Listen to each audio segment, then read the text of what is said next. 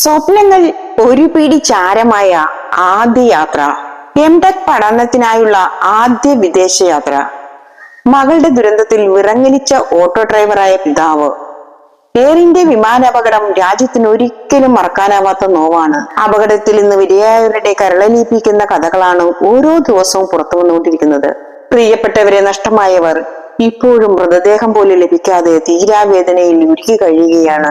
വിദേശത്തേക്ക് പഠിക്കാനായി പോയ മകൾ ഒരു നിമിഷം കൊണ്ട് ഒരു പിടി ചാരമായ തീരാവേദനയിലാണ് ഓട്ടോ തൊഴിലാളിയായ സുരേഷ് കാർത്തിക്. ഗുജറാത്ത് സ്വദേശിയായ സുരേഷ് കാർത്തിക്കിന്റെ മകൾ പായൽ കാർത്തിക് ഉന്നത പഠനത്തിനായാണ് ലണ്ടനിലേക്ക് യാത്രയായത്. വിദേശത്തേക്കുള്ള ആദ്യ യാത്രയായിരുന്നു പായലിൻ്റെത്. എന്നാൽ പറന്നുയർന്ന ഉടനെ തീഗോളമായി പൊട്ടിച്ചിതറിയ എയർ ഇന്ത്യ വിമാനത്തിനുള്ളിൽ പായലിന്റെ സ്വപ്നങ്ങളും ഒരു പിടി ചാരമായി മാറി. ഗുജറാത്തിലെ ഹിമത് നഗറിൽ താമസിക്കുന്ന പായലിന്റെ പിതാവ് ഓട്ടോറിക്ഷ ഓടിച്ചാണ് ഉപജീവനമാർഗം കണ്ടെത്തുന്നത്.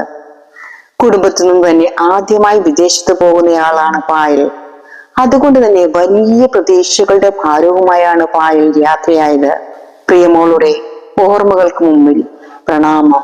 പൊട്ടിച്ചിതറിയ എയർ ഇന്ത്യ വിമാനത്തിനുള്ളിൽ ഒരു പിടി ചാരമായത് പായലിന്റെ സ്വപ്നങ്ങളാണ്.